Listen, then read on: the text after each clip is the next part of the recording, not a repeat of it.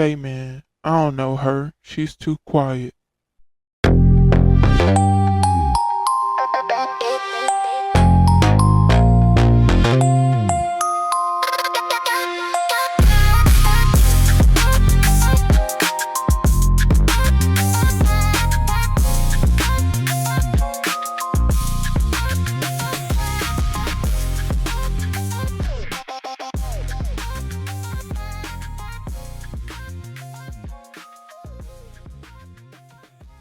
What up, though? It's your girl, She's Too Quiet, and welcome back to the She's Too Quiet podcast. This podcast is for the ones who've been overlooked, underestimated, or simply too quiet for the noise of this world. I'm Tania, a fellow introvert and woman of faith, inviting you to find strength in stillness, clarity in solitude, and purpose in your quiet voice. Every episode, you'll hear reflections, devotions, and quiet confessions that remind you don't have to be loud to be powerful. And if you're listening, you're already a part of the Quiet Power Club, a space where we celebrate gentle strength and the God who meets us in the silence. Let's get into it. What up, though? Happy Friday. I hope all is well. I hope you've had a great week so far. I missed you all last week. That was my vacation week. So I got on out of here, but I am definitely happy to be back.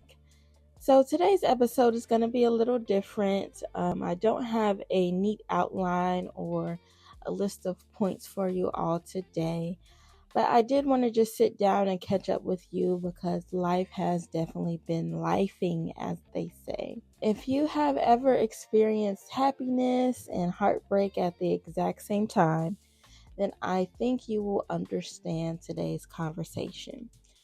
So do me a favor, grab you some coffee or something to drink, take a walk, settle in wherever you are, and let's just catch up. So first things first, I am back from Orlando, Florida. That is where my vacation happened this year. And I went down there for Holy Convocation.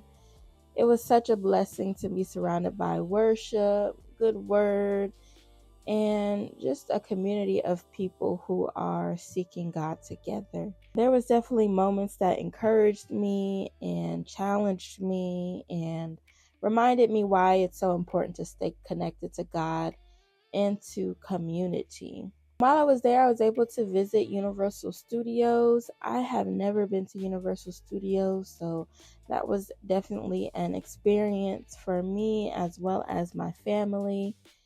And if you know me, you already know I love creating memories. I love experiencing new things.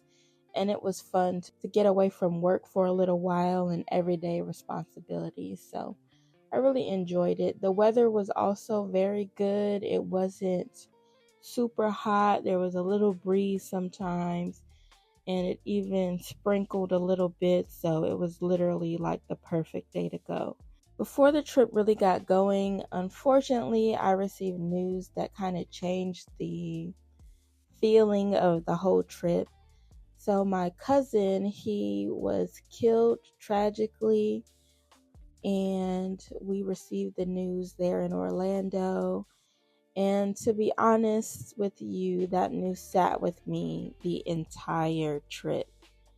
Even though, I had to continue on trying to smile in pictures, riding the rides, and attending the services, my mind was somewhere else most of the time. I found myself really just going through the motions. My heart was heavy. It's a strange feeling when you're surrounded by excitement and you're surrounded by people you haven't seen in a long time, and you're surrounded by children, laughter, but your heart is grieving. Maybe some of you have experienced that before, showing up physically while emotionally you're somewhere completely different. That's where I was.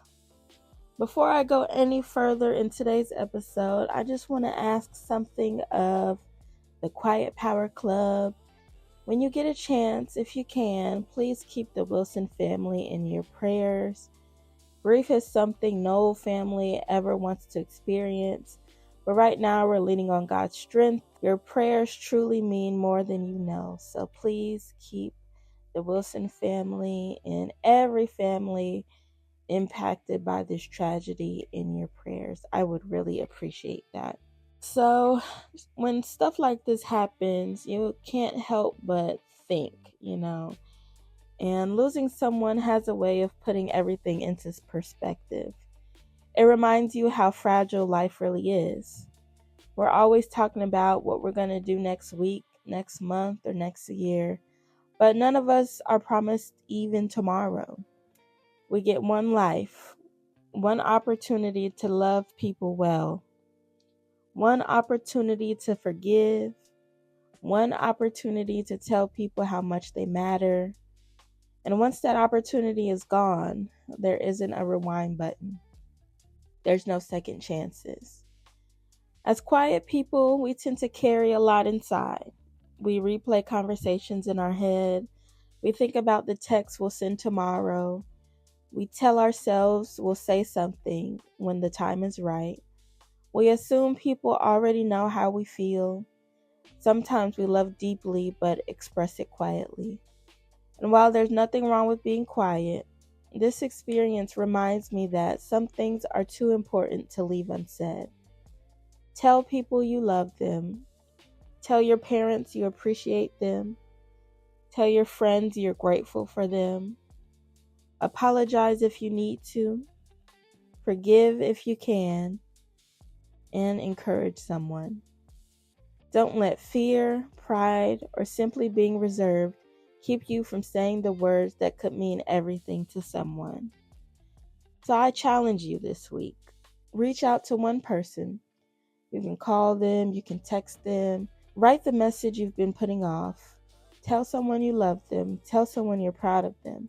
Tell someone you're praying for them. Don't wait for the perfect moment. Today is perfect enough.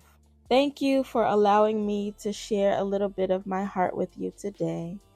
I definitely appreciate Quiet Power Club and this community that we're building more than you could ever know. Sometimes it's easier to encourage others than it is to be honest about what you're carrying. Please make sure you're following She's Too Quiet. Make sure you're subscribed and connected so you never miss an episode. If you're walking through grief, know that I'm praying for you. If you're celebrating something beautiful, I'm celebrating with you. Lastly, if you're holding both joy and sorrow at this time, I want you to know you're not alone. Rest well, Philip Avery Wilson. If you don't remember anything from this episode, please remember, everybody is somebody's everything. Don't forget to do two things. That's love God and love people. This is for the soft-spoken and deeply felt. Until next time, deuces.